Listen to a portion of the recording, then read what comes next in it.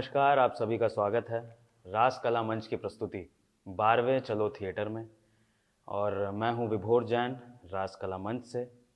आज हमारे साथ बातचीत के लिए जुड़े हैं रास कला मंच के निर्देशक, निर्माता और रंग गुरु, और इस चलो थिएटर फेस्टिवल के कर्ता धर्ता, जिनके प्रयासों से ये फेस्टिवल हो रहा है, होता आ रहा है और इस साल हो रहा है, श्री रवि मोहन जी। सर, आपका बहुत बहुत स्वागत है इस इंटरव्यू में। शुक्रिया। और सर, साथ ही साथ मैं आपको आभार प्रकट करता हूँ मुझे ये सम्मान देने के लिए कि मैं आपका इंटरव्यू ले सकूं, इस कुर्सी पर बैठ सकूं। देखिए, इंटरव्यू बड़ा ही एक शब्द बड़ा हो जाता है। जी हम इसको बातचीत कह सकते हैं। जी। इंटरव्यू तो हमें कोई नौकरी तो करनी, ना कोई हमें देगा। जी। लेकिन तो मेरे लिए बहुत बड़ी बात है सर कि मैं एक टाइम पर मैंने आपको इंटरव्यू दिया था कि एक्टिंग के लिए सेलेक्ट होने के लिए रासकला मंच में, और आज जो है मैं आपका इंटरव्यू आज ले रहा आज हूँ। आपका जो है अवसर आपके पास कि आज जी आप मेरा चयन करें। जी। तो इसके लिए बहुत बहुत शुक्रिया सर, बहुत बहुत जी आभार। जी। आगे बढ़ते हैं सर। तो जैसा कि हमारे दर्शक जानते हैं कि पिछले 11 सालों से ये चलो थिएटर इवेंट ऑर्गेनाइज हो रहा है, जगह जगह पर हुआ है, जैसे कुरुक्षेत्र, पानीपत और भी बहुत सी जगहें रही हैं। हाँ, हिसार हुआ जी है, रोहतक हुआ है, चंडीगढ़ हुआ है। जी। तो सर, मैं चाहूँगा कि वैसे तो दर्शक आपके बारे में जानते ही हैं, लेकिन जो इस बार नए दर्शक जुड़ेंगे आपके साथ, रास कला मंच के साथ, तो आप उनको अपने बारे में और इस चलो थिएटर इवेंट के बारे में थोड़ा सा सर संक्षेप में बताएं। देखिए, चलो थिएटर हमने शुरू किया था और बहुत कम बजट से शुरू किया था, हिसार से। और बड़ा कम मानदेय पर और बिना किसी ख़ास रिसोर्सेज के शुरू हुआ था। और धीरे धीरे जब हम इसमें काम करते चले गए और बड़े बड़े नाटक निर्देशक, कलाकार, अभिनेता और रास रंग सम्मान भी इसके साथ जुड़ गया, तब से ये एक ब्रांड बन गया।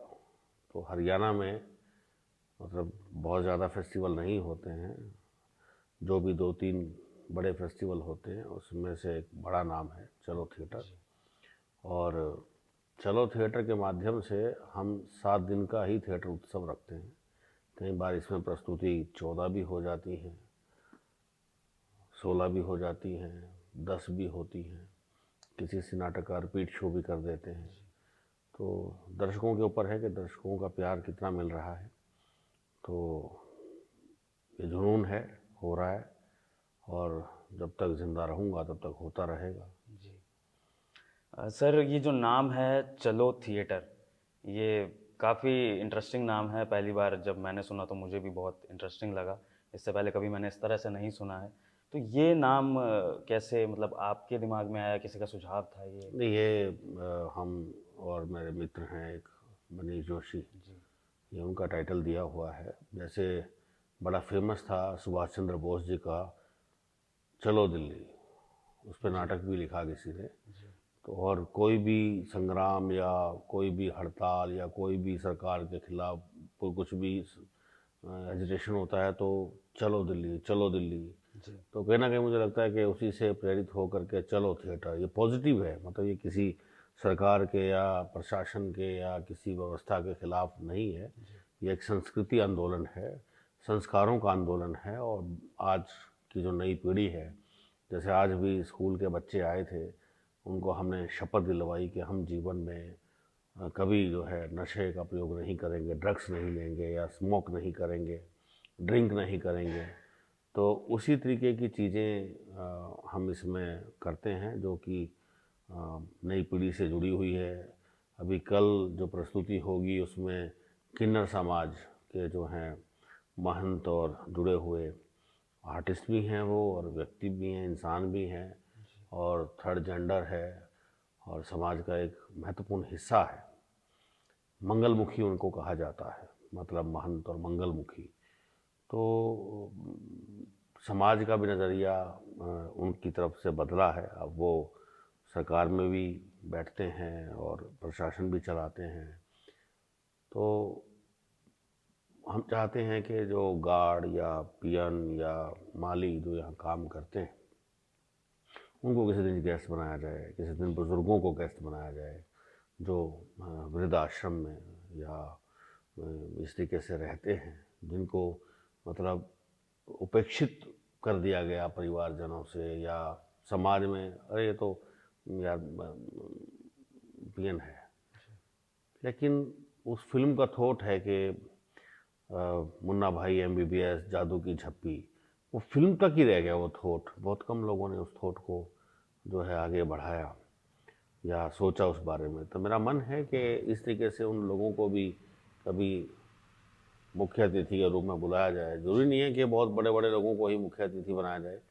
मुझे लगता है कि दर्शक तो अपने आप में बहुत बड़ा अतिथि है। और वैसे भी अतिथि क्या होता है? जिसकी तिथि तय नहीं होती, उसको बोलते हैं अतिथि। लेकिन यहाँ तो तिथि भी तय है और समय भी तय है, तो यहाँ अतिथि कौन है? तो मुझे लगता है कि ऐसे जो लोग हैं, जैसे हमारे सामने अभी भी अनिल जी बैठे हैं, मोहित बैठे हैं, जो हमारी गाड़ियों के सारथी हैं, मुझे लगना चाहिए कि भाई कभी इनको उस तरीके का मौका दिया जाए, पुष्प गुच्छ दिया जाए, तो उनको लगे कि यस मैं एक अहम हिस्सा हूँ। तो मुझे लगता है कि हमें इस बारे में सोचना चाहिए और सभी को सोचना चाहिए। और सबसे पहले कलाकार सोचेगा, और यही रास रंग सम्मान जो हम करते हैं, हम भी बड़े निस्वार्थ भाव से और कलाकारों का चयन करते हैं, उनको मान सम्मान करते हैं। और जैसे पहले दिन 4 कलाकारों के परिवारों को, 2 परिवार ऐसे भी थे जो कलाकार नहीं रहे, जैसे भगवान सिंह अलावत जी और सुभाष शर्मा जी के परिवार यहाँ पर आए, और बाकी 2 और कलाकारों को हमने सम्मानित किया। एक सम्मान कल किया गया, अभी 2 कल होंगे, परसों होंगे। तो वो यही भाव है कि कलाकार को सम्मानित करे। नहीं तो कलाकार को देख के खुशी नहीं है, आपस में ही उलझे पड़े हैं। तो वो सब चीज़ें मुझे लगता है कि हमें वो सब चीज़ों को छोड़ करके एक सकारात्मक आंदोलन उस तरीके का अपनी जमात के लिए करना चाहिए। जी सर, इस फेस्टिवल में या जो भी आपने मुहिम छेड़ी है, तो इसमें पायट जैसे इंस्टीट्यूट का कितना कितना मतलब योगदान है, जो इस तरह इवेंट अपने कॉलेज में करवाते हैं और अपनी सुविधाएं उपलब्ध कराते हैं। और जैसा कि इस बार हुआ कि इवेंट कहीं और होने जा रहा था और वेन्यू एकदम से चेंज हुआ, लेकिन पायट वालों ने बहुत खुशी खुशी एक्सेप्ट करा। देखिए जी, साफ सी बात है, ये फेस्टिवल आप सब कलाकार मेरे साथ जुड़े हुए हैं, और आपके बिना तो मेरे पास कुछ भी नहीं है। गाड़ियाँ हमारी पैक होकर के तैयार खड़ी थी, हमें रोहतक जो है उन गाड़ियों को अनलोड करना था, लेकिन सरकारी व्यवस्था के फाइल पर सिग्नेचर ही नहीं हुए। और बड़े शॉर्ट नोटिस पे 2 दिन पहले मैंने आग्रह किया पायट की मैनेजमेंट को, और मैनेजमेंट का विनम्र भाव, कला के प्रति उनका समर्पण, उन्होंने कहा जी कोई बात नहीं, कर लो। और हमारे जितने भी फ्लैक्स पर वहाँ के वेन्यू के एड्रेस लिखे हुए थे, ब्रोशर प्रिंट में जाते जाते रोका गया, चीज़ें लेट हुई, इसीलिए हमारा रास रंग सम्मान भी प्रस्तुति के बाद हुआ, क्योंकि चीज़ें हमें बिल्कुल जो है लास्ट मोमेंट पर मिली। तो सरकारी व्यवस्था में कलाकार कहाँ है? मैं तो इस मंच के माध्यम से, इस बातचीत के माध्यम से ये कहना चाहता हूँ कि वो व्यवस्था जितने कन्विक्शन के साथ उस दिन कुलपति महोदय जी के ऑफिस में बातचीत हुई कि आप कीजिए और ठीक है, बढ़िया है, और उसी कॉन्फिडेंस से, उसी कन्विक्शन से हमने चीज़ों को तैयार किया। हमारी टीम ने पुष्पगुच्छ बनाए, चीज़ें बनाई, दिन रात लगे रहे। तो वो एक बहुत बड़ी पीड़ा थी।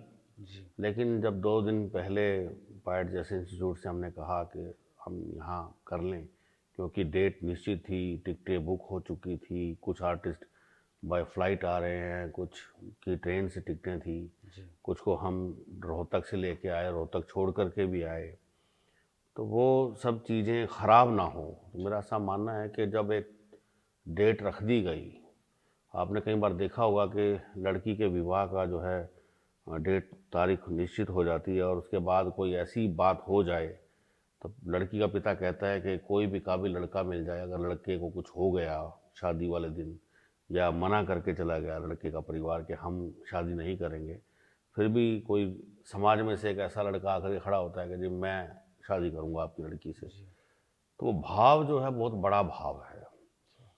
और इंसानियत और दयालुता और ये बड़े बड़े शब्द का निर्वाह करने वाले लोग कम बचे हैं। तो मैं पायट का बहुत ही रास कला मंच की तरफ से धन्यवादी हूँ, अपने पूरे परिवार की तरफ से और रास कला मंच परिवार की तरफ से, कि इन्होंने बड़े शॉर्ट नोटिस पर और एकदम कह दिया कि कर लीजिए। तो ऐसा तो मुझे नहीं लगता कि मेरा भाई या मेरे परिवार से ही कोई इतनी सारी एसेट्स हमारे हवाले कर देगा। बिल्कुल मालिक बना के आप भी देख रहे हो रखा हुआ है सारी की सारी एसेट्स। अब जिस हॉल में ये बातचीत हो रही है बिल्कुल नया हॉल है और इस हॉल में सारी चीज़ें इतनी बढ़िया हैं, फुल एसी है, लाइट्स लगी हुई हैं, नई बिल्डिंग है और कोई शोर शराबा नहीं है, बिल्कुल साउंडलेस ये हॉल है। जी। तो ये प्राइसलेस है जी। इसकी कीमत नहीं है। बट सर इसे आपकी तपस्या का फल भी कह सकते हैं, क्योंकि कहीं आपने मेहनत करी है, कहीं देखिए जगह। मेहनत तो सब कर रहे हैं जी। मेहनत सब करते हैं, बस मैं एक बात कहूँगा कि नीयत, जी। हमारी नीयत साफ़ है। हो सकता है भगवान भी कहता है कि इनकी नीयत साफ़ है, इनका काम रुकना नहीं चाहिए, और थैंक गॉड के कभी भगवान ने मेरा काम रोका भी नहीं। हम जिस काम को जिस नीयत के साथ, जिस विश्वास के साथ, जिस बातचीत के साथ शुरू करते हैं वो सोचते हैं कि उससे अच्छा हो। जी। बाकी कई बार प्राकृतिक तौर पर चीज़ें ख़राब भी हो जाती हैं, तो लेकिन फिर भी लास्ट मोमेंट पे जब हम पहुंचते हैं उस काम को करते करते फिनिशिंग पॉइंट पे पहुंचते हैं, तब यही कहते हैं कि जो भी हुआ बहुत बढ़िया हुआ। तो हमें कोई इस बात का ये भी नहीं है कि जी वहाँ होना था, यहाँ क्यों हो गया, या वहाँ बहुत अच्छा हो जाता, यहाँ उतना अच्छा नहीं हुआ। मुझे लगता है कि जो चीज़ें जहाँ होनी है उनका भी समय निश्चित है, स्थान निश्चित है। हमें यहाँ चीज़ें बनानी थी तो यहीं बनानी थी, कोशिश हम कहीं और कर रहे थे। जी। सर एक चीज़ है कि जैसे इंसान कला के क्षेत्र में आता है तो वो अपनी इस जो भाग दौड़ की दुनिया होती है इससे भाग कर आता है, सुकून के लिए आता है, ज़िंदगी को समझने के लिए थिएटर करता है, या फिर लेमन लैंग्वेज में जो फिल्मों में भी कहा जाता है कि इंसान अपने सुकून के लिए अपना काम चूज़ करता है। तो जाहिर सी बात है आपने भी इस काम में खुशी ढूंढी होगी, सुकून ढूंढा होगा, लेकिन जितनी प्रॉब्लम्स हमने देखी आपको फेस करते हुए इस चलो थिएटर के इवेंट में, जैसे आपके पैर पे भी चोट लगी और कहीं ना कहीं इतना हेक्टिक शेड्यूल होता है क्योंकि आप ही पेपर वर्क कर रहे होते हैं, आप ही जो है निर्देशन दे रहे होते हैं एक्टर्स को, आप ही सारा शेड्यूल बनाते हैं, चीज़ें करते हैं। जाहिर सी बात है घर में भी टाइम देने की प्रॉब्लम आती होगी। तो क्या इन प्रॉब्लम्स के बीच में आपको लगता है कि आप वो सुकून पाते हैं इस रंग महोत्सव को? देखिए परिवार को टाइम देने की बात तो मैं ये कहता हूँ, जो व्यक्ति सुबह 5 बजे उठ कर के अपनी दुकान खोलता है, चाहे वो चाय वाला है, चाहे वो करियाने वाला है, और 9-10 बजे रात को दुकान बंद करता है, तो समय तो उसके पास भी नहीं है। वो भी पूरा दिनचर्या उसकी बेचारे की बड़ी व्यस्तता रहती है। और भी बहुत से लोग डेली पैसेंजर हैं जो 60-70 किलोमीटर, 100 किलोमीटर, 150 किलोमीटर डेली पैसेंजरी करते हैं, जा कर के अपनी जॉब करते हैं, चाहे सरकारी जॉब भी करते हैं। वापिस आते हैं तो आते आते 7-8 बज जाते हैं, तो समय उनके पास भी नहीं है परिवार के लिए। और जहाँ तक दिक्कत वाली बात है कि चलो थिएटर में इतनी दिक्कत आई, या इस रंगमंडल को रन करने में बड़ी दिक्कत आती है, या चीज़ें बहुत मेंटेन करनी पड़ती है, इच्छा है, चाव है, हौसला है, शौक़ है और धैर्य भी है उस तरीके का। तो ये सारी चीज़ें तभी बनती हैं जब आप बहुत क्लियर होते हैं अपनी लाइफ में कि मुझे करना क्या है। जब आप डबल माइंडेड होते हैं, ट्रिपल माइंडेड होते हैं, या मल्टी माइंडेड होते हैं, तो पता नहीं कि जीवन में करना क्या है। तो मुझे तो पता है कि मुझे यही करना है। मैंने आज तक सरकारी जॉब कभी अप्लाई नहीं की। कोरोना में थोड़ा सा महसूस हुआ कि शायद मैं उस समय करता, मेरे साथ के बहुत से लोग प्रोफेसर हैं और मैं भी हो सकता था, काबिल था, लेकिन फिर कोरोना के जाने के बाद फिर चीज़ें सामान्य हुई। और आपको एक बात और बता दूं कि सब कुछ मैं नहीं कर सकता हूं, ये भ्रम है किसी का भी, चाहे कोई राजा है, चाहे कोई बहुत बड़ा बिजनेसमैन है, चाहे कोई बहुत बड़ा इंजीनियर है, वैज्ञानिक है, उसके पीछे एक टीम काम करती है। तो आप जैसे कलाकार, जिस सेशन में भी जो कलाकार मेरे साथ काम करता है, उनकी जो कर्मठता है, उनका जो काम करने का तरीका है, या हो सकता है कोई स्लो हो, कोई फास्ट हो, कोई बहुत एक्टिव हो, कोई कम एक्टिव हो, वो सब एक उसकी अपनी ग्रूमिंग है। उसके बिना मैं कुछ नहीं हूँ। तो आपने वो कहावत सुनी होगी कि सेना लड़ती है, नाम सेनापति का होता है। जी। तो मैं सेनापति हूँ, और आप जैसे कलाकार इस मुहिम के, इस यज्ञ के आहुति डालने वाले कई हाथ हैं, और आपके बिना मेरे पास कुछ नहीं है। तो ऐसा नहीं है कि सिर्फ मेरा ही नाम हो। हम एक बैनर के लिए काम कर रहे हैं, एक एनजीओ के लिए काम कर रहे हैं जो सांस्कृतिक चीज़ों को आगे बढ़ा रही है। जी। तो हम सब इसके सच्चे सिपाही हैं। लेकिन एक चीज़ ये भी है कि सर, आप दूसरे तरह से भी अपने जो है प्रोफेशन को परस्यू कर सकते हैं। जैसे कि आपके पास जो नॉलेज है या स्किल्स हैं, तो उनके ज़रिए आप बच्चों को एक्टिंग सिखा भी सकते हैं, एक्टिंग स्कूल भी खोल सकते हैं, और थिएटर भी एक रन कर सकते हैं जहाँ पर जो है बच्चे आए, मैच्योर बच्चे आए, स्कूल के बच्चे आए। तो वैसे भी आप इस विधा को कंटिन्यू कर सकते हैं। तो यही माध्यम क्यों, जिसमें आपको एक टीम बनानी पड़ती है पहले, फिर उसको मैनेज करना पड़ता है, फिर इतना जो है आगे जाके जो है पेन लेना पड़ता है। देखिए, बात आपकी सही है। जो आप कह रहे हैं उसे करने में बुराई नहीं है। जी। मौका लगेगा, अवसर मिलेगा, उस तरीके का परिस्थितियाँ वैसी बनेगी तो मैं कर भी लूँगा, उसमें कोई बुराई नहीं है। ये विधा जानी चाहिए अगली पीढ़ी तक, उससे भी अगली पीढ़ी तक, क्योंकि रंगमंच है तो मुझे लगता है कि और सब चीज़ें हैं, नहीं तो नहीं है। आजकल की जो पीढ़ी है उतनी पेशेंस नहीं है, जी। क्योंकि वो बहुत बिजी हो गई है ना। वो मैं हमेशा बोलता हूँ कि we are very busy without any work. तो वो पेशेंस ख़त्म हो गई है। वो चाहते हैं कि 2 दिन 3 दिन 5 दिन 7 दिन की वर्कशॉप के बाद बस वो स्टार बन जाए। तो स्टार होता है, मतलब मैं स्टार उस तरीके से नहीं कहूँगा। मैं अभिनेता के मामले में ये बात कहना चाहूँगा कि अभिनेता अभिनेता होता है। स्टार तो चलो किसी को कम किसी को ज़्यादा चीज़ें मिल जाती हैं, रोटी तो सब खाते हैं। इच्छाएं तो अनंत हैं और शाश्वत हैं।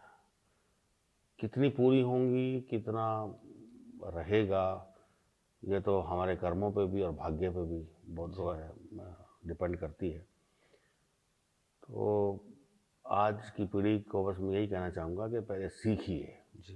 पहले करिए, है ना। जैसे आप कहीं पे कोई पैसा इन्वेस्ट करते हैं या बैंक में डालते हैं, तो उसकी एक लिमिटेशन है। आपने 10,000 रुपये अपने बैंक में डाले, तो आप 10,000 रुपये से ज़्यादा कभी नहीं निकाल सकते हैं।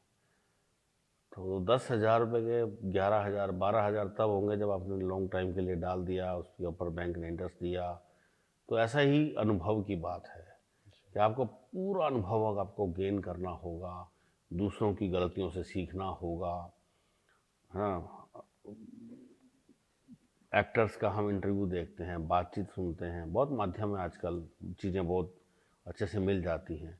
किताबें पढ़ने का शौक़ नहीं रहा नई पीढ़ी को, बिना किताबों के कुछ नहीं है। जी। पोइट्री पढ़ने का शौक़ नहीं रहा, साहित्य की तरफ देख नहीं पाते हैं। आप किसी भी राइटर के बारे में बात करो तो उनको राइटर्स का ही नहीं पता, नाटककार का नहीं पता, इतिहासकार का नहीं पता, जिनके बिना कल्पना नहीं की जा सकती एक सभ्य समाज की या बहुत अच्छे एक रंग कर्म की। तो वो मुझे लगता है बहुत ज़रूरी है। लेकिन सर, जब से सोशल मीडिया बाकी चीज़ें आई हैं, तो इस विधा से थोड़ा सा कमाना भी आसान हो गया है, जो कि पहले नहीं था। पहले एक्टर्स उतने रिच नहीं हुआ करते थे, या उतना पैसा फिल्मों में भी नहीं होता था।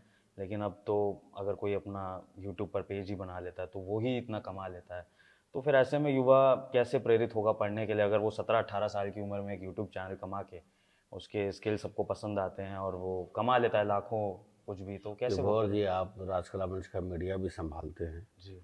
मुझे ऐसे 20 नाम बता दो जो बिल्कुल कमाल के 18 19 20 साल के बड़े यूट्यूबर हैं।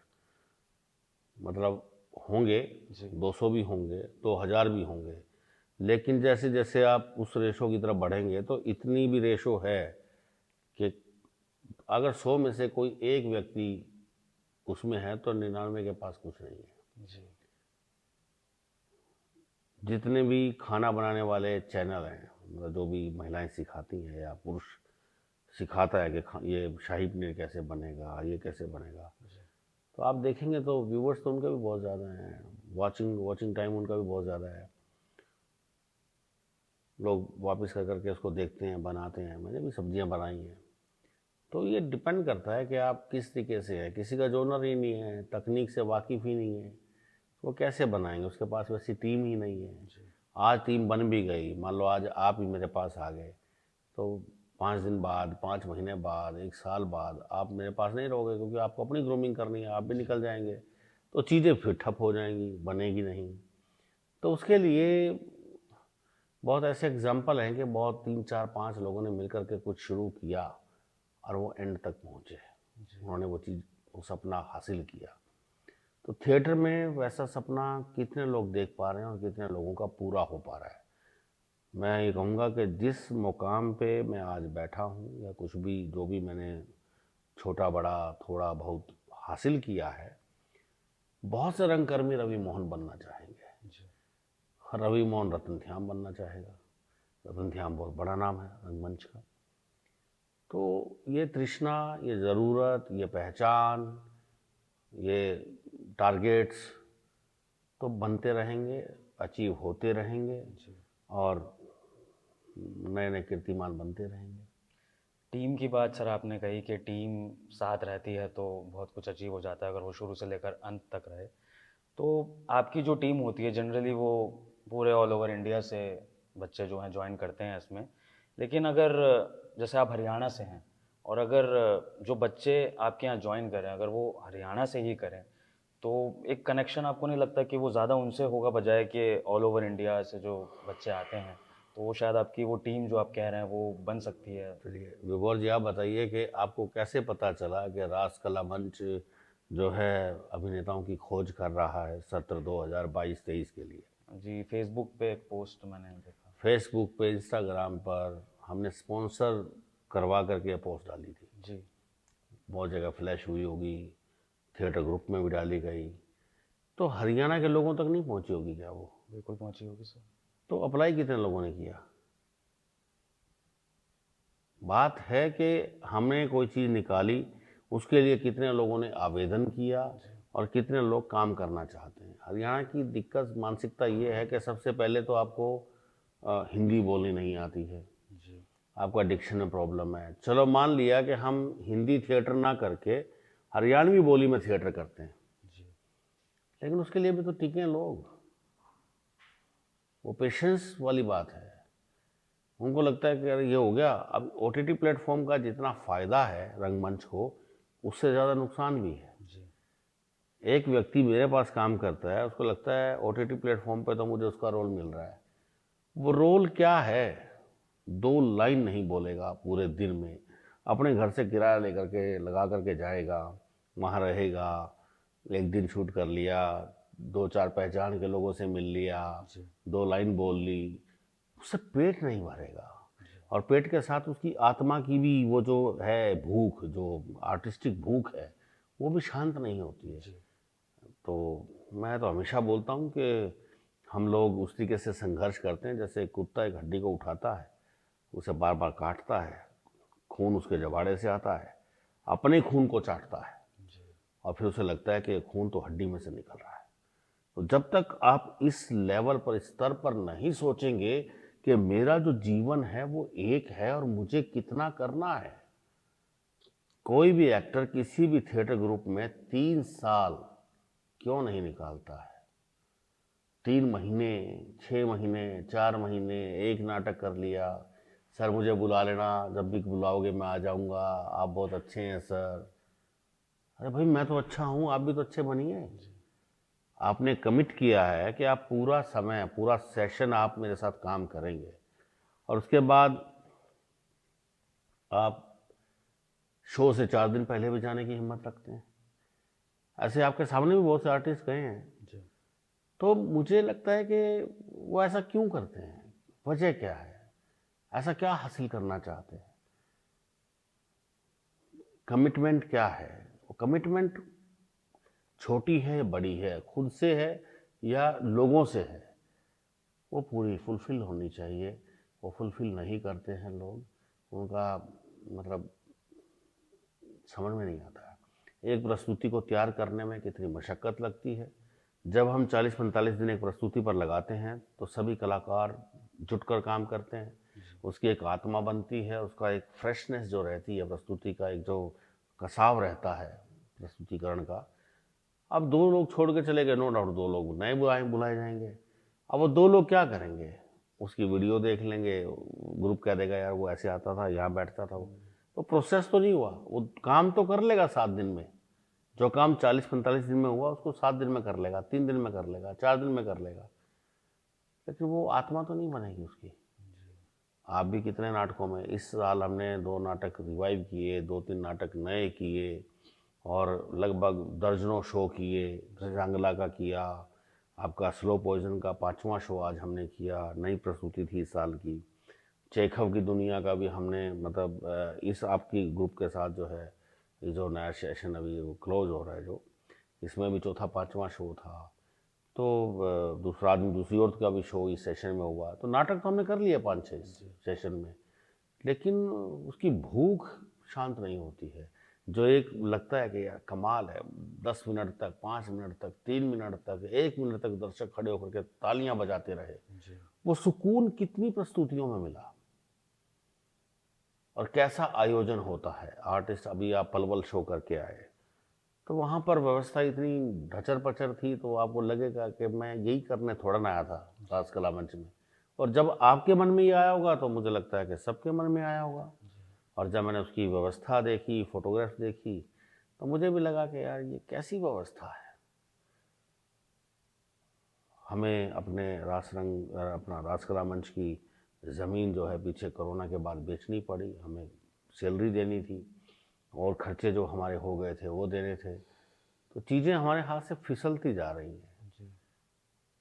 आप लोग कहते हैं कि रंगमंच में तुम्हें किस बात का पैसा दें भाई, रामलीला भी तो होती थी। रामलीला का जो संस्कार थे वो अलग थे। आदमी सारा दिन काम करके आता था, अपने घर की जीवन पोषण की जो है दिहाड़ी बोल दो, सैलरी बोल दो या उसका खर्चा बोल दो, वो कमा करके फिर 5 बजे के बाद बैठ करके रिहर्सल करता था 11-11 बजे तक। 2 महीने पहले रामलीला की रिहर्सल शुरू हो जाती थी। और इसके अलावा टीवी भी नहीं होते थे, रेडियो होते थे, या कईयों के पास तो रेडियो भी नहीं होते, तो ये एक साधन था। अब जैसे जैसे टेक्निक इतनी ऊंची बड़ी होती चली गई, तो रामलीला का स्टैंडर्ड गिरता चला गया और चीज़ों में लोग उलझते चले गए। चीज़ें OTT प्लेटफॉर्म पर आकर के बड़ी हो गई, उनको लगता है कि यस। और आज के एक्टर की बात बताता हूँ कि वो अगर दिन में 2 फिल्में देख लेगा बढ़िया, 2 OTT के एपिसोड देख लेगा, कुछ भी देख लेगा, 4 इंटरव्यू देख लेगा, किसी की मोटिवेशनल वीडियो सुन लेगा, उसको लगता है कि मैंने आज का काम कर लिया, आज मैंने बहुत काम किया। अरे भैया, बिस्तर में बैठे बैठे वहीं पे आपने खाना खाया, वहीं पे सब कुछ हुआ। आप वीडियो देख करके आपके मस्तिष्क में थोड़ा बहुत गया होगा, लेकिन आप उस पर कितना अमल करेंगे। अगर मनोज वाजपेयी साहब 10-12 साल दिल्ली में थिएटर करते हैं, सौरभ शुक्ला जी थिएटर करते हैं, पीयूष मिश्रा थिएटर करते हैं, या और बहुत से लोग 10-10 साल थिएटर करते हैं, तो आप बताइए ना कि आपने कितने साल थिएटर किया। बट इसी से मेरा एक क्वेश्चन आता है सर कि अगर एक्टर एक छत के नीचे ही अपनी रिहर्सल्स करता है, अपना बहुत सारा टाइम देता है, तो कहा तो ये भी जाता है कि एक एक्टर को बाहर जाके दुनिया को एक्सप्लोर करना चाहिए और फिल्में भी देखना ज़रूरी है उसके लिए, कहीं ना कहीं पढ़ने के लिए भी उसको स्पेस चाहिए और मतलब उसको बाहर भी निकलना ज़रूरी है। तो फिर वो छत के नीचे ही रहकर कैसे अपने आप को खोलेगा या फिर कैसे उस बदलते एनवायरनमेंट को देखेगा और जानेगा और अपने ऊपर अप्लाई करेगा? देखिए, मैंने ये नहीं कहा कि फिल्में देखना ज़रूरी नहीं है या समय बर्बाद करना है। आपने गुरुकुल कल्चर आपने सुना होगा। गुरुकुल छोड़िए, आप स्कूल में पढ़े होंगे। मैं आपसे ये पूछना चाहता हूँ कि एक स्कूल में आपने कितना समय बिताया? क्या आपने 3-3 महीने बाद स्कूल बदले? 6-6 महीने बाद बदले? साल बाद बदला? आपने 3-3, 4-4, 5-5 साल एक ही स्कूल में, तो क्या आपको नहीं लगा कि यार स्कूल को 3 महीने बाद बदल देना चाहिए? एक ही छत के नीचे बैठ करके, छत तो एक ही थी, कमरे अलग अलग हो सकते हैं, टीचर अलग अलग हो सकते हैं, छत तो एक थी। तो मेरा सिर्फ ये कहना है कि आप एक जगह पर बैठ करके जब काम करते हैं, वो केमिस्ट्री बनती है टीम की। आज अगर हमें कोई बोले कि जी आपने वो 4 साल पहले नागमंडल किया था, आप वो दोबारा आते हैं मेरे पास कि नागमंडल दिखा दो जी दोबारा। वो नागमंडल कैसे दिखाऊं दोबारा? उस नागमंडल करने के लिए मुझे आज की टीम के साथ 45-50 दिन फिर देने पड़ेंगे। तो नागमंडल तभी तो दिखा पाऊंगा जब वो एक्टर्स, हो सकता है एक आध की मजबूरी हो जाए, मान लेता हूँ, लेकिन जब अगर मेरे पास 20 एक्टर हैं, 20 में से 18 वही हैं, 15 वही हैं, तो मैं कर सकता हूँ क्या? ठीक है सर, 10 दिन बाद करना ना, कर देंगे। अब दूसरा आदमी दूसरी औरत का तो मैं शॉर्ट नोटिस पर भी शो कर देता हूँ, क्योंकि उसमें ऑन स्टेज 2 लोग हैं, बैक स्टेज 5 लोग हैं, क्योंकि मुझे पता है हो जाएगा। बैक स्टेज का काम तो 2 दिन में भी बताया जा सकता है, कुछ भी सिखाया जा सकता है। तो सबसे बड़ी बात है कि जैसे पहले नाटक 30-30, 35-35, 40-40, 60-60 लोगों के नाटक हुआ करते थे, तो अब नाटक 2 लोगों का या 100 लोगों का कल्चर आ गया, 5 लोगों का नाटकों का कल्चर आ गया। नाटककार ने भी 5-5 पात्रों को लेकर के, 7-7 पात्रों को लेकर के नाटक लिखे, या क्योंकि उनको पता था कि आगे ये समस्या आने वाली है। इसीलिए मैं थोड़ा सा ये कहना चाहता हूँ कि आपकी बात ठीक है कि उसको बाहर घूमना चाहिए। बाहर घूमने के लिए अब थिएटर का शो करने बाई चांस हम जा रहे हैं, हम जम्मू गए, हम वहाँ 3 दिन भी रुक सकते हैं कि हाँ जी वहाँ जा रहे हैं 3 दिन। नॉर्थ ईस्ट गए, वहाँ रुक सकते हैं। राजस्थान गए, ठीक है सर शो करेंगे, एक दिन राजस्थान घूमेंगे। तो ग्रूमिंग तो वहाँ भी है और बिना खर्चे के है। ग्रुप खर्चा कर रहा है या जो टीम इनवाइट कर रहा है वो आपको मानदेय दे रहा है, खर्चा उसमें से हो रहा है, तो उसमें दिक्कत नहीं है। आप अकेले जाएंगे तो होगा क्या, जब 10, 20, 25 लोग एक जगह जा कर के घूमेंगे और उसके ऊपर बैठ कर के बात करेंगे, रीडिंग होगी, रीडिंग का सेशन होगा और फिर उस नाटक पर बातचीत होगी, या कहीं पर आपने कोई प्रस्तुति देखी कि जी वो कैसी थी, उस पर बातचीत होगी, तो क्या नॉलेज नहीं बढ़ेगी? तो अकेला आदमी, मैंने देखा है बॉम्बे में बहुत से लोग अपने कमरे में पड़े रहते हैं, बाहर नहीं निकलते हैं। उनको लगता है कि यहीं आकर के कोई उनको बुला कर ले जाएगा और उनको काम दे देगा। ना तो वो उतने काबिल हैं, ना उतनी मेहनत कर रहे हैं, ना वो किसी से मिलते हैं। घर आने में उनको ये दिक्कत है कि अब लोग क्या कहेंगे। मैं साफ बोलता हूँ, मैंने 4 साल किराया दिया बॉम्बे में, 6 महीने रहा, 2-2 महीने के 3 चंक में रहा। जितना पैसा मैंने हरियाणा में कमाया था, मैं 10वीं के बाद से मैंने अपने फादर से 1 रुपया नहीं लिया, लेकिन जितना भी पैसा मैंने कमाया था मैंने बॉम्बे में दिया, मराठियों को दिया, गुजरातियों को दिया, लेकिन शूट के दौरान मैंने उतना पैसा कमाया नहीं। तो काम नहीं मिलेगा, काम के लिए तो भागना पड़ेगा, प्रमोशन करनी पड़ेगी। आज बड़े बड़े एक्टर प्रमोशन के लिए बड़ी बड़ी यूनिवर्सिटीज़ में जा रहे हैं, बड़े बड़े कॉलेजेस में जा रहे हैं, कपिल शर्मा के शो में आकर प्रमोट कर रहे हैं। तो वो एक अलग मामला है। प्रमोशन पहले भी होती थी, 20-20 फुट के दिलीप कुमार साहब के जो है कटआउट लगते थे सिनेमा के बाहर, तो वो उस समय वो तरीका था, आज सोशल मीडिया का तरीका है। लेकिन मैं सिर्फ यही कहूँगा कि आप एक जगह जब रह कर के काम करेंगे, आपके काम में वज़न आएगा, आपकी जो कला है उसमें एक निखार आएगा। तो मुझे लगता है कि आप कहीं भी काम कीजिए, ज़रूरी नहीं है कि राज कला मंच में ही करना। मैं हमेशा अपने आर्टिस्ट को बोलता हूँ कि आप कहीं भी किसी भी व्यक्ति के साथ काम कीजिए। हो सकता है रवि मोहन अच्छा ना हो तो भाई कोई दूसरा मोहन अच्छा होगा, कोई तीसरा मोहन अच्छा होगा, कोई चौथा मोहन। लेकिन अगर आप 2 महीने, 40 दिन, 25 दिन, ऐसे से भी लोग आए हैं कि 10 दिन बाद बिना बताए सामान पैक किया अपना भाग गए, तो मुझे लगता है कि यार ये क्यों आया था। मैं हमेशा बोलता हूँ कि अगर कोई बहुत बड़ा एक्टर नशा करता है, पता नहीं कितना करता है, क्या नहीं करता है, आप उसके नशे को तो कॉपी कर लेते हो, यंगस्टर की बात है, लेकिन उसने कितनी मेहनत की है, वो कितने बजे उठता है, स्क्रिप्ट को कितनी बार पढ़ता है, कितनी कन्विक्शन के साथ उन चीज़ों को कंसीव करता है, वो नहीं पढ़ा, वो नहीं किया, सिर्फ नशे को कॉपी किया कि अरे वो गांजा पीते हैं, ये पीते हैं, तो हमारे अंदर भी आवाज़ में वो खनक पैदा। मैंने ज़िंदगी में आज तक नशा नहीं किया, क्या मेरी आवाज़ में खनक नहीं है? लोग बोलते हैं मंडी हाउस में, मैंने सुना है, अरे सिगरेट पियो आवाज़ में खनक आए। मैंने तो आज तक सिगरेट नहीं पी, तो ठीक है, रोल करने के लिए 1-2 बार ट्राई की, वो भी नहीं पी गई, मैंने तो किसी को ऐसे गिफ्ट कर दी। तो क्या आपको खनक नहीं लग रही है? जब आप काम करते रहेंगे खनक भी आएगी, है ना, आप ढोलक बजा रहे हैं, तबला बजा रहे हैं, सितार बजा रहे हैं, हारमोनियम बजा रहे हैं, तो उसका जितना बजाएंगे उतना निखार आएगा। तो मुझे लगता है कि एक जगह टिक करके कम से कम 3-4 साल 5 साल काम करो। आपने 15-20 नाटक किए तो आपको अपने आप कॉन्फिडेंस आएगा। और मुंबई तो बड़ा ऐसा शहर है, 15 मिनट में कहेंगे लो जी ये स्क्रिप्ट है, 15 मिनट बाद आ जाओ सेट पे।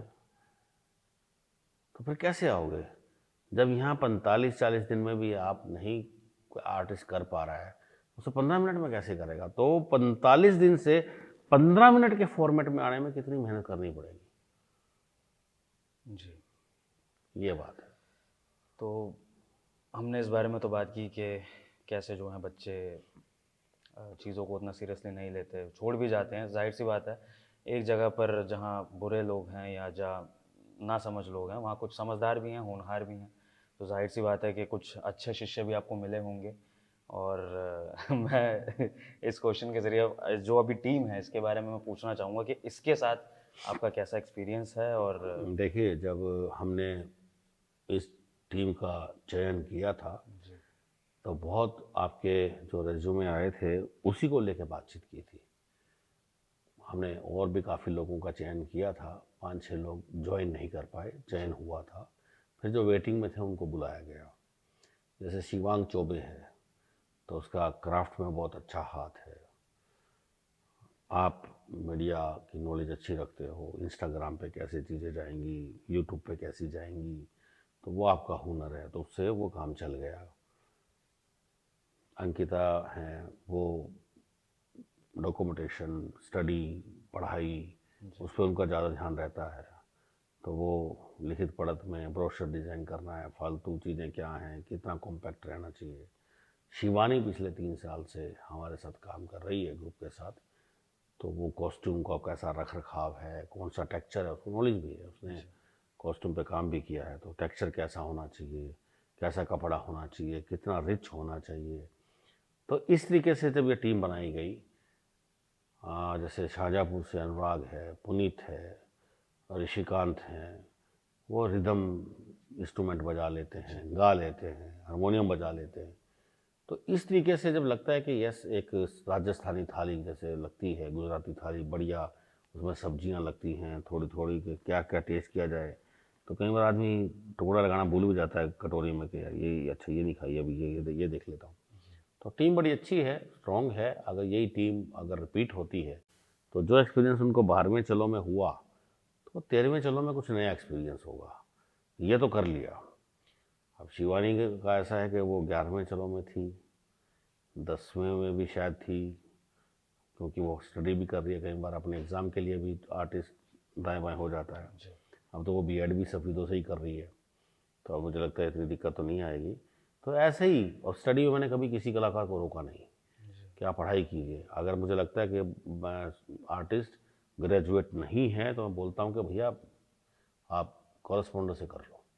मैंने हमेशा सबको मोटिवेट किया, क्योंकि मुझे भी किसी ने किया था। मैंने भी 10th के बाद पढ़ाई छोड़ दी थी। आज मैं एमफिल हूँ तो किसी के कहने की वजह से हूँ। तो मुझे लगा जब मुझे किसी ने मोटिवेट किया, मैं 10वीं से एमफिल हो गया, तो मुझे भी मोटिवेट करना चाहिए। कोई बोलता है जी पैसे नहीं है, ये नहीं है, अरे भाई पैसे मैं देता हूँ, मुझे दे देना बाद में। तो टीम की जो बात है, जहाँ तक वो टीम अच्छी है, मनमुटाव रहता है, क्योंकि वो समझ उतनी डेवलप नहीं हो पाती। उनको लगता है यार बड़ा स्ट्रिक्टली, बड़ा सख्ती से चीज़ों को जो है करवाया जा रहा है, ऐसा क्यों ज़रूरत है। मैं फिर कहूँगा कि रंग गुरु के मामले में हमने बहुत थप्पड़ खाए हैं, बहुत जूते खाए हैं, गालियाँ खाई हैं, अपने गुरुओं की मालिश कर करके वो समय बिताया है। लेकिन वो है कि जब मालिश करते हैं या उसके पास बैठते हैं, जो बातचीत होती है वो बातचीत बड़ी काम की होती है। मैं क्वेश्चन पूछता रहता था, वो जवाब देते रहते थे कि किसका नाटक पढ़ना चाहिए, कौन सा राइटर अच्छा है, कौन सा नाटक अच्छा है, ये चीज़ें कैसे हुई, अच्छा आपने वो किया था तो वो कैसे हुआ था। तो उससे नॉलेज बहुत बढ़ती है। आज का जो शिष्य है या आर्टिस्ट है, क्योंकि गुरु शिष्य परंपरा के हिसाब से ही संस्कृति मंत्रालय, भारत सरकार जो है ये सैलरी देता है। तो अगर उस तरीके से हुक्का भरने वाले लोग, खाना बनाने वाले लोग, चलो अब खाना बनाना तो नहीं है, मतलब मैं ये भी नहीं कहूँगा कि मालिश की जाए गुरु की, लेकिन उसके साथ बैठ कर के बातचीत की जाए, उससे समय चुराया जाए कि यार ये सर आए हैं तो इससे कैसे बात की जाए। सर आओ बैठो, बैठते हैं 15 मिनट आधा घंटा जो भी समय है, बैठते हैं अलग से बात करते हैं। सर हो गया, सेशन तो कंप्लीट हो गया आज का, है ना, बैठते हैं बात करते हैं। तो अभी जो आप मेरे से बातचीत कर रहे हैं, ये जो छपेगा मतलब निकलेगा चैनल पे आएगा, तो लगेगा कि यार यही बातें मैं करता हूँ। मतलब ऐसा कुछ नहीं गुरु के पास अलग से जो मैं यहाँ बता रहा हूँ और जो मैंने क्लास में नहीं बताया होगा।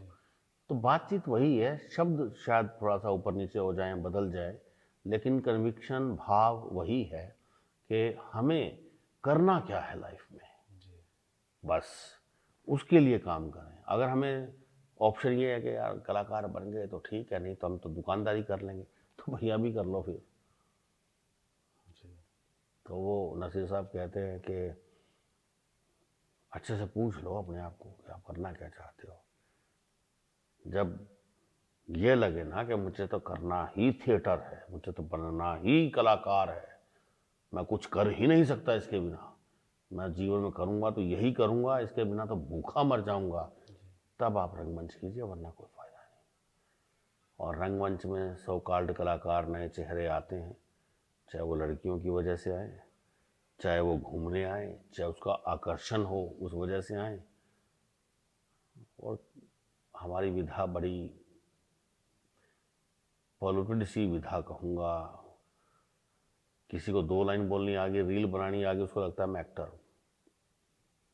मैं बताता हूँ, मुझे किसी ने ऑफ़र किया कि आप मेरे साथ आइए, मेरे बच्चे को सिखाइए और एकेडमी खोलते हैं। बच्चा केवल मात्र 8 साल का। मैंने देखा जब मैं गया, उसकी टेबल पर रिवॉल्वर पड़ा है और बच्चा उस रिवॉल्वर से खेल रहा है। खिलौने वाला या नहीं, खिलौने वाला नहीं, असली। अच्छा असली रिवॉल्वर। खिलौने वाला तो खिलौना है, हम भी खेले हैं, है ना। अगर एक्टर भी खेल ही रहा है ना मंच पे, तो आपके पास भी पिस्टल है। आज भी नाटक में पिस्टल यूज हुई है। तो वो खिलौना अलग चीज है, वो असली की। अच्छा लॉडेड भी हो सकती है वो, लोक ना हुई तो हो सकता है पिताजी को गोली लग जाए, बच्चे को लग जाए। तो मुझे लगा इस बच्चे के साथ मैं कैसे काम करूंगा, ये तो चौथे पांचवें दिन ही गोली मार देगा मेरे को। तो मैंने कहा यार ये बच्चे को क्यों सिखाना है। अगर आपको धंधा करना है या आपको पैसा कमाना है या आपको एकेडमी बनानी है, चलो धंधा भी छोड़िए, आप बिजनेस भी छोड़िए उसको, है ना। अगर आपको एकेडमी बनानी है, कुछ बच्चों को एजुकेट करना है या इस विधा की सेवा करनी है, रोटी के लिए तो चलो थोड़ा बहुत तो कमाना ही पड़ेगा जी। तो फिर करते हैं। बच्चा जब 12वीं क्लियर कर लेगा फिर देख लेंगे। क्लास में बैठे बच्चा सुने, बहुत सी चीज़ें जाएंगी उसके मस्तिष्क में, लेकिन वो बैठा है वो ऐसे लेके, पहले ही वो अमिताभ बच्चन यंग मैन बन के बैठा है, तो उसको क्या सिखाऊंगा मैं। पर जैसे आपने बात कही कि गुरु शिष्य परंपरा के बारे में, लेकिन अगर गुरु और शिष्य के ऐसे कॉन्ट्रैक्ट में है जहाँ पर उन्हें कुछ चीज़ें पैसों के लिए करनी पड़ेंगी, तो कहीं ना कहीं एक बॉस एम्प्लॉय वाली चीज़ भी आ जाती है। और जब वो आती है तो फिर जाहिर सी बात है कि एक बॉस एम्प्लॉय कभी अच्छे रिलेशन उनके होने बहुत मुश्किल हैं, एक बॉस से उसके एम्प्लॉय के। स्पेशली जब जहाँ पैसा बीच में आ जाता है तो फिर कैसे वो रिलेशन पवित्र होगा या फिर वो इतना पाक होगा कि वो। विभोर जी, जब हम आपकी उम्र में थे, हम ऐसे ही थिएटर करते थे, हमें सैलरी नहीं मिलती थी। ठीक है, अभी चलो मिनिस्ट्री ऑफ कल्चर हमारे ग्रुप को सैलरी दे रहा है, हम आगे दे रहे हैं। मैं आपसे पूछता हूँ कि जितने भी कलाकार अभी काम कर रहे हैं वो सैलरी छोड़ दें तो फिर रिलेशन बढ़िया हो जाएगा, फिर एम्प्लॉय वाला और बॉस वाला रिलेशन ख़त्म हो जाएगा, फिर गुरु परंपरा शिष्य परंपरा वाला बढ़िया रिलेशन आएगा, है ना। मैं कहूँगा अभी लकड़ियाँ चुन के लाओ जंगल से, खाना बनाओ, गांव में ज़मीन लेते हैं, काम करते हैं, गैयाँ रखते हैं, दूध निकालते हैं, पैकेट वाला दूध बंद, गाय दूध देगी तो चाय बनेगी, दूध पियोगे नहीं तो नहीं पियोगे। तो ऐसे फॉर्मेट में कितने लोग काम करेंगे। आप बिना पैसे काम करोगे, क्योंकि आप इस टाइम अपने माँ बाप से पैसा नहीं लेना चाहोगे अपनी ग्रूमिंग के लिए। तो सभी ऐसे ही है, तो उसमें बॉस और वो वाली बात नहीं है। छितर हमें भी लगते थे, जूता फेंक के मारते थे, बोले बाहर निकल क्लास से। हम बाहर खड़े रहते थे दरवाजे के बाहर कि सर का गुस्सा ठंडा हो तो फिर हम एंट्री कर लें, या पूछ लें सर पानी ले आऊँ आपके लिए, चाय ले आऊँ। तो ऐसा बॉस और एम्प्लॉय वाला मामला तनख्वाह मिलती है या पैसा इन्वॉल्व है तो लगता है, अगर इस एलिमेंट को आप निकाल दो नहीं लगेगा। लेकिन वही है कि जीवन यापन के लिए अगर कोई बच्चा या कोई एक्टर अपनी माँ की बीमारी के लिए, पिता की बीमारी के लिए, अंकिता अपने घर में पैसे भेजती है, शिवानी अपने सैलरी से बीएड कर रही है, आप लोग पढ़ रहे हैं, और एक्टर्स अपने परिवार में भेज रहे हैं, कुछ भी है। और सीधी सी बात है भैया, मिनिस्ट्री 2 साल से वैसे ही नहीं सैलरी दे रही, 2 साल की सैलरी पेंडिंग है, और जैसे तैसे करके हम आपका गुजारा, चलो यार ले लो, पैसा आया थोड़ा सा देख लेंगे, अपना खर्चा निकालो। आप कहते हो ये सैलरी नहीं मिली 3 महीने से, सर सैलरी दे दो। भाई अभी तो है नहीं, आते ही देता हूँ मैं, मुझे पता है कि देनी चाहिए, मुझे आपको ज़रूरत है। तो इसलिए लगता है कि मैं बॉस हूँ और आप एम्प्लॉय हो, करना तो खुद पड़ेगा। आप अपने कपड़े खुद धो रहे हो, जिस बिल्डिंग में आप रहते हो उस बिल्डिंग की सफाई अपने आप कर रहे हो, चीज़ें वही हैं। अब मैं कहूँगा आपसे, आपके बैच से 2 बैच से पहले खाना भी आर्टिस्ट खुद बनाते थे। अभी चलो खाना बनाने वाली दीदी आती है, खाना बनाती हैं, आप लोग खाते हो, ब्रेकफास्ट खुद बनाते हो। तो चीज़ें वही हैं, थोड़ा सा समझने की आवश्यकता है। उसको सेल्फ रिस्पेक्ट पे ज़्यादा ले लेता है आज का कलाकार। थोड़ा युवा कलाकार को ये सोचना चाहिए कि यस यार, वो चीज़ें जो थी ना, वो गुरु शिष्य परंपरा, नाट्य शास्त्र, मैं पूछना चाहता हूँ कितने लोगों ने नाट्य शास्त्र पढ़ा है? जबकि नाट्य शास्त्र से बाहर के लोग काम कर रहे हैं, पैसा कमा रहे हैं। ऐसे ऐसे रंगगुरु हैं जो सिर्फ रसों पे काम कर रहे हैं और उसी से उन्होंने कमाल का काम कर दिया। और उनको रस को, भाव को लेकर के यहाँ से नाट्य शास्त्र से रसा बॉक्स बना दिया, उसमें एक्टर को एंट्री कराते हैं, रौद्र रूप में वो जाएगा तो रौद्र रस से बात करेगा, तो उसको लगता है एक्टर को कि बहुत बढ़िया बात है, ये तो कमाल है। जब सीखने आता है एक्टर, ये तो कमाल है। मैं जब शास्त्राचार्य जिसे त्रिवेणी संगम में छाऊ सीखता था, तो फॉरेन कंट्री की जो मतलब लेडी थी, वो हमारे से बढ़िया छाऊ करती थी। वजह कि वो सीखने आई है इतनी दूर से, उसकी कन्विक्शन हमारी कन्विक्शन से ज़्यादा ही मिलेगी। और दूसरा, वो स्पेशल सीखने ही आई है। हमारे जिम्मे तो 70 काम है, हाँ भाई, घर का काम भी करना है, ये भी करना है, वो भी करना है। तो ये है कि कला की सेवा करना बहुत मुश्किल है। अगर आप अपने पेट की सेवा कर पाएँ आज की महंगाई में, तो यही बहुत बड़ी बात है। कला की सेवा तो बाद की बात है। मैं हमेशा बोलता हूँ, आप भूखे मर रहे हैं, आपको थाली में रोटी चाहिए, और कला मतलब स्वीट डिश की तरह है। आपकी थाली में रोटी नहीं है तो स्वीट डिश कैसे खाओगे आप?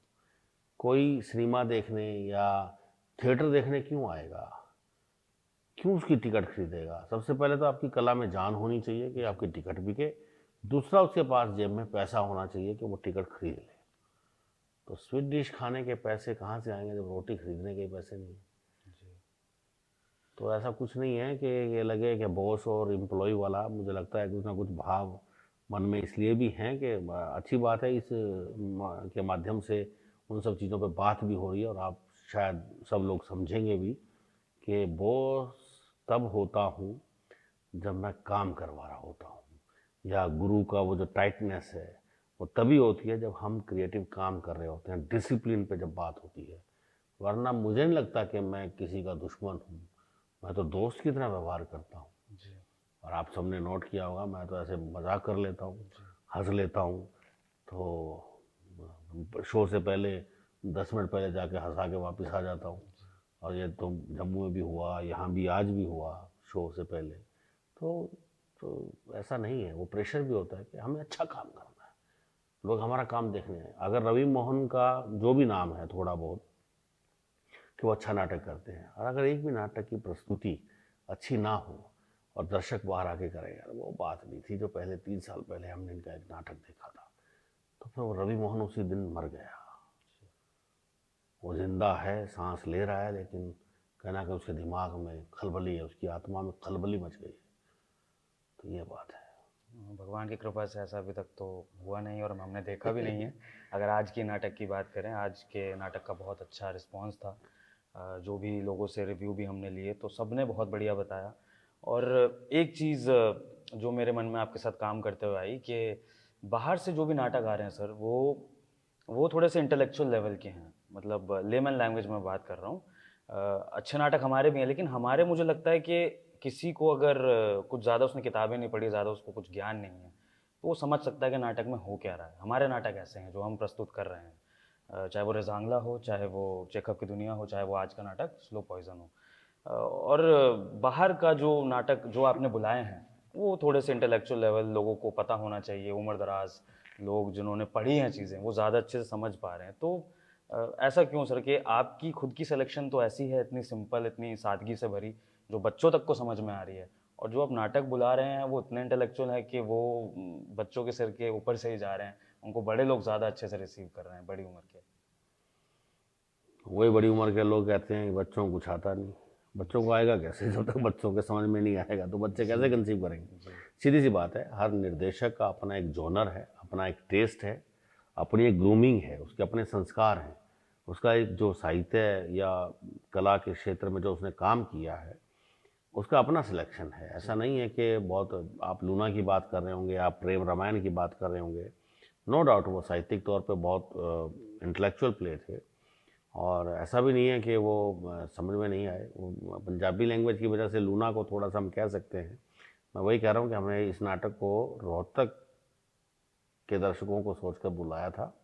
यहाँ पर उतने पंजाबी कम्युनिटी नहीं है, लेकिन जो भी लोग आए थे, जिन्होंने देखा, यहाँ की पानीपत की महापौर जो हैं खुद सिख फैमिली से हैं, उन्होंने कहा कि मुझे इसका लिंक भेजना, मुझे कहीं गुरुद्वारे में जाना है, क्योंकि नाटक उस दिन प्रस्तुतिकरण में थोड़ा सा लेट हो गया था और नाटक वो आधा देख पाई थी, तो वो लिंक मांगा। आज भी किसी ने मुझे मैसेज किया कि रवि जी आज का नाटक बड़ा अच्छा था, इसका लिंक मुझे दे दो।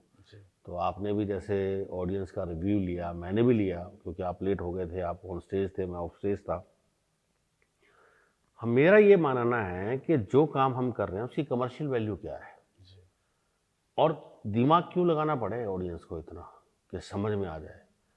सीधी सीधी बात करें ना, अगर आप बताइए कि आपको अलजेब्रा, जिसको बीजगणित बोलते हैं हिंदी में, कितना समझ में आता है तो वो भी मैथमेटिक्स, और एक सिंपल मैथ, 2 और 2 4, 4 और 4 8, 40 और 40 80, ये भी मैथ है।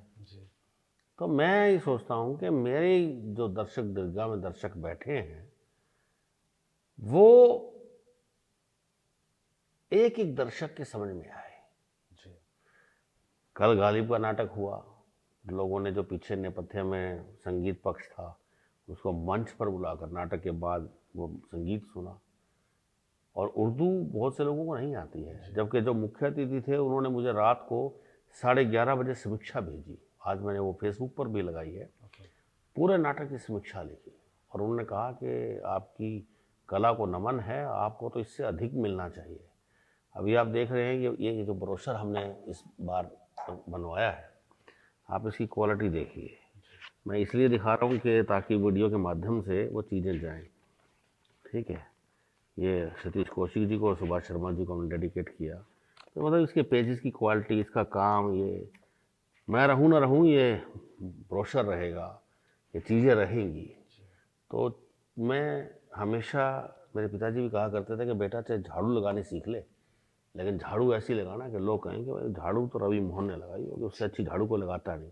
तो मेरा ऐसा मानना है कि अगर किसी के लिए एक कप चाय बना रहे हो ना, तो चाय उसको ऐसी पिला दो यार, चाय तो सफ़ीदों में पी थी बस, या 7 साल पहले ऐसी चाय पी थी सफ़ीदों में। ऐसा भी नहीं है कि वो चाय की क्वालिटी रिपीट नहीं हो सकती। वो बात है भाव की, वो बात है बढ़िया से काम करने की। मैं खुद बोलता हूँ कि मैंने 5-5 किलोमीटर दूर जा कर के चाय पी है, या ये चाय की दुकान छोड़ करके वो 20 दुकान आगे जो चाय की दुकान है। आपने भी बहुत बार ऐसा किया होगा कि सेम चीज़ यहाँ मिल रही है लेकिन आप चाय उसकी पी रहे हो, या कोई भी ऐसी खाने की वस्तु। वजह क्वालिटी, उसकी क्वालिटी बहुत अच्छी है। हो सकता है उसकी शक्ल अच्छी ना हो, कपड़े बहुत अच्छे ना पहने हो, वो छोटे से खोखे में बैठा हो, और बहुत बड़ी दुकान को छोड़ करके आप खोखे वाले की चाय पीते हैं। तो ये वही मामला है कि आपका काम दर्शकों तक पहुँचे, आवाम तक पहुँचे, और जो हमने दूसरे प्ले देखे वो हमारे जैसे जो लोग साहित्य पढ़ते हैं, नाटक करते हैं, आप खुद से सोचो कि प्रेम रामायण आपने देखा, आपने गालिब वाला नाटक देखा, आपने लूना देखा, तो मतलब क्या अनुभूति हुई, और एज एन आर्टिस्ट आपने क्या सीखा। हम पिछले लगभग कितने टाइम से इस चलो थिएटर एक अपने आप में प्रोडक्शन है। 40 दिन से हम इस चलो थिएटर के पीछे लगे हुए हैं, चीज़ें बना रहे हैं, देख रहे हैं, शो भी करना है, वेन्यू कहीं और का है, कहीं और पहुंच गए, फिर भी चीज़ें बहुत स्मूथली चल रही हैं। तो वो हमारा डेडिकेशन है, पूरी टीम की एक आत्मा। मनमुटाव होना, नाराज होना, ये तो सब होता है। कई बार इस हाथ से मैं काम करता हूँ, इस हाथ से काम करता हूँ, जैसे अभी पाँव में चोट लगी हुई है, तो ये पाँव में चोट लगी है, नाराज है, समझ रहे हैं। ये जो 2 उंगलियां मेरी टूट गई हैं पैर की, स्वेलिंग अभी भी पैर में, मैं यही देख रहा था नीचे, तो ये नाराज है। अभी 10-15 दिन, 20 दिन, महीने में ठीक हो जाएगा, नाराजगी ये ठीक हो जाएगा। तो ऐसे ही हम सब अलग अलग जब काम करते हैं तो नाराज हो जाते हैं, परिवार में मनमुटाव हो जाता है, बहन रूठ जाती है, छोटा भाई रूठ जाता है, बेटी रूठ जाती है, बीवी रूठ जाती है, माँ रूठ जाती है, माँ कहती है मैं खाना नहीं खाऊंगी। तो मैं कहता हूँ खाने से क्या नाराज होना, नाराज हो रवि से। अगर खाना नाराज हो गया, फिर क्या होगा। तो ऐसा नहीं है, बहुत बढ़िया जो है टीम है, और बहुत सी चीज़ें बहुत अच्छी चलेंगी, और उदंडता और एक बचपना, ये भी चीज़ें साथ साथ चलती हैं। आप कितनी जल्दी मैच्योर हो जाते हो, कितनी जल्दी आप मैच्योरिटी पर निकल जाते हो, कितनी जल्दी आप युवा से मतलब अनुभवी रख करके और उम्र से बड़े दिखने लगते हो या बड़े समझने लगते हो, ये बड़ा इम्पोर्टेंट है। तो सर, आपको क्या लगता है कि इस फेस्टिवल से जो भी आर्टिस्ट हैं हमारे, जो भी एक्टिंग के अलावा और भी काम कर रहे हैं, सेट संभालना, हॉस्पिटैलिटी संभालना, मीडिया संभालना, तो जो भी उनको एडिशनल काम दिया गया है, तो क्या ये फेस्टिवल वो मैच्योरिटी की तरफ उन्हें ले जाएगा? बिल्कुल ले जाएगा, क्यों नहीं ले जाएगा। हाँ, आप लोग सब गाड़ी को लोड करते हो, जहाँ पे शो होता है वहाँ पे अनलोड करते हो, फिर वहाँ पे लोड करते हो, फिर उसी जगह पे आकर के जहाँ आपने गाड़ी लोड की थी उसे अनलोड करते हो। ठीक है, थके हुए हो, तीसरी मंजिल पर नाटक हो रहा है ना, बारिश हो रही है, पानी गाड़ी के अंदर घुस रहा है, सेट खराब हो रहा है, वो स्ट्रगल है, वो संघर्ष है।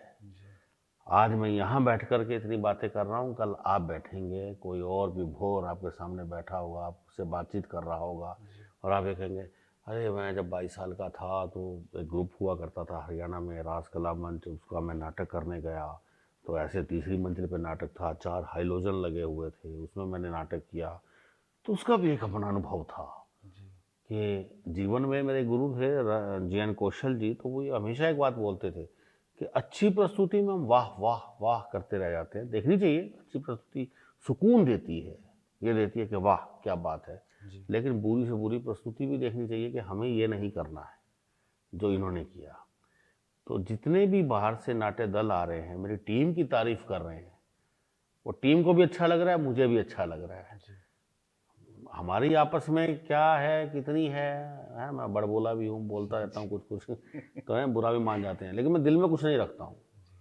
तो वो दिल में कुछ ना रखना, चापलूसी से काम करवा लेना, झूठी तारीफ करके, ये भी तरीका है काम करवाने का, टीम से करवाते हैं लोग, तो है ना, मतलब ये छोटी को आस लगा देना, अरे बुल्ले बुग्गे, है ना, तो ऐसे भी काम होता है।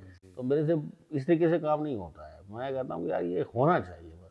और वैसे भी मैं ब्लड प्रेशर का पेशेंट हूँ, तो कुछ चीज़ें मतलब मेडिकल तौर पे भी जुड़ी हुई हैं कि मुझे गुस्सा आ जाता है, और मुझे लगता है कि रंग गुरु जो है ना, वो गुस्से में होता ही है, और निर्देशक एक माँ की तरह होता है जो अपनी प्रोडक्शन को बच्चे की तरह पालता है, सृजनात्मकता देता है उसे। तो माँ रो सकती है या घुट घुट के, तो घुट घुट के भी कई बार मैं बैठ जाता हूँ, कई बार सोचता हूँ यार आज मैंने कितनी बड़ी गलती कर दी, मैंने टीम को बेवजह डांट दिया या टीम के उस सदस्य को बेवजह डांट दिया। मैं अगले दिन आके सॉरी बोल देता हूँ, यार मेरे से कल गलती हो गई, मैंने बेवजह डांट दिया, सॉरी यार। तो मुझे लगता है कि यार उसकी जो हीन भावना आई होगी, वो शायद उस पर कुछ मरहम मैं लगा पाया। तो ऐसा नहीं है, मैच्योरिटी आएगी कलाकारों के अंदर। कलाकार जब यहाँ से थोड़ा सा फ्री होकर के बैठेगा और किसी ग्रुप के साथ काम करेगा, किसी और डायरेक्टर के साथ काम करेगा, तब उसको समझ में आएगा कि यार वहाँ ये बात हुई थी, वहाँ ये था। जब यही लोग जा करके वहाँ दूसरे ग्रुप में बोलेंगे ये मुझे काम आता है। शिवानी देखो ना, अभी पूरा एक डुप्लीकेट रिमोट बन के खड़ी हो जाती है। तो यही है कि 3 साल से यहाँ है, वो मेरे दिमाग को पड़ चुकी है कि सर ऐसा करेंगे तुम कर दो, सर यही बोलेंगे देख लेना। तो वो इसीलिए है कि वो पढ़ चुकी है, वो सिंक हो चुकी है, और मात्र 22 साल की लड़की है वो। तो ये अनुभव जब आप दूसरे ग्रुप में काम करोगे, ये काम आएगा, तब महसूस होगा कि यस, चलो थिएटर ने कितनी बड़ी एजुकेशन दी। राजकला मंच के यहाँ हमने जितने दिन भी काम किया वो कमाल की चीज़ थी। जी सर, अंत में थोड़ा फेस्टिवल के बारे में आपकी तरफ से क्या सोच है, मैं जानना चाहता हूँ कि आपकी तरफ से फेस्टिवल कैसा जा रहा है, कैसा रंगकर्मियों का सहयोग है, और कैसा जो बाहर से टीम्स आ रही हैं, तो कैसा आपकी नज़रों में चल रहा है इवेंट, और कितना आपकी उम्मीदों पर खरा उतर रहे हैं लोग, और आप खुद भी अपनी नज़रों में कितना इस पे खरा उतर रहे हैं? देखिए, कई चीज़ें तो बहुत बहुत अच्छी हो जाती हैं। मैं आपको बताता हूँ, मैंने जब 8वां चलो किया, उसका ब्रोशर टेबल पर नहीं है, हालांकि मैंने बोला था कि कुछ ब्रोशर रख दीजिएगा। तो ब्रोशर ना उतना बढ़िया बना नहीं जितना उसके ऊपर मैंने सोचा था। फिर 9वां बना। 9वां फेस्टिवल का ब्रोशर ठीक ठाक बना, लेकिन फेस्टिवल 3 दिन रोहतक में किया, 4 दिन कुरुक्षेत्र में किया। 10वें में भी मज़ा नहीं आया, तो 11वें को हमने डिजिटल निकलवाया, पूरा ब्रोशर डिजिटल लाएगा। अच्छा बना वो।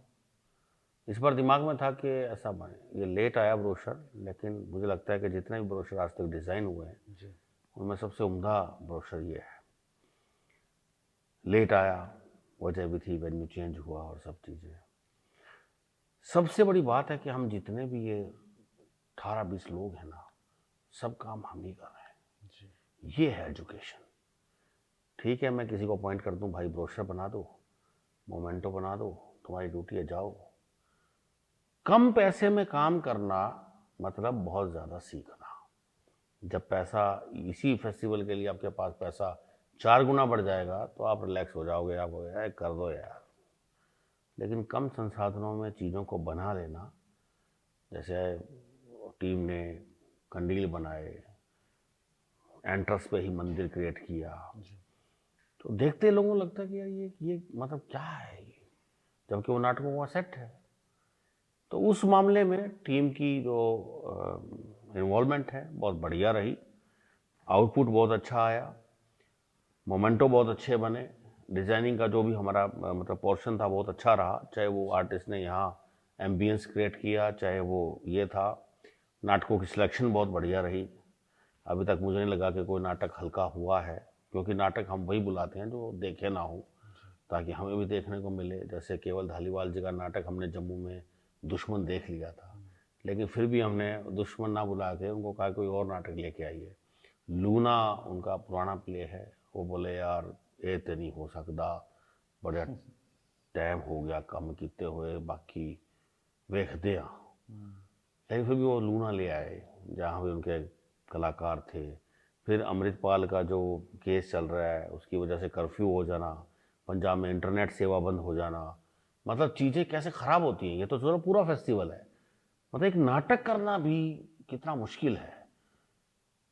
और नाटक तो अपने आप में ये है कि ना अटक, और नाटक हमेशा अटका रहता है जी।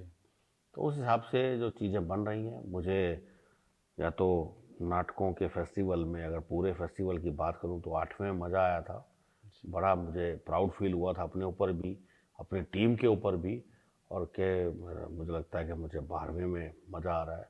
मुझे लगता है जैसे लीप वर्ष होता है ना, 366 दिन होते हैं, तो मुझे लगता है कि 4-4 साल बाद हिस्ट्री क्रिएट होती है। पहले 8वां बहुत कमाल हुआ था, 3 नाटक हमने रेपर्टरी रंगमंडल मतलब उसके NSD के बुलाए थे, और इस बार हमने जो अलग अलग जगह से अलग अलग टेस्ट के नाटक बुलाए, एक उर्दू में हो रहा है, एक पंजाबी में हो रहा है जी, एक गाय की शैली में, उसमें उर्दू के भी अल्फाज हैं। मतलब प्रेम रामायण की खूबसूरती ये थी कि उसमें उर्दू भी बोली जा रही थी, इंग्लिश भी बोली जा रही थी, उसमें हिंदी भी बोली जा रही थी, है ना, उसमें खड़ी बोली, फारसी, सब चीज़ें बोली जा रही थी।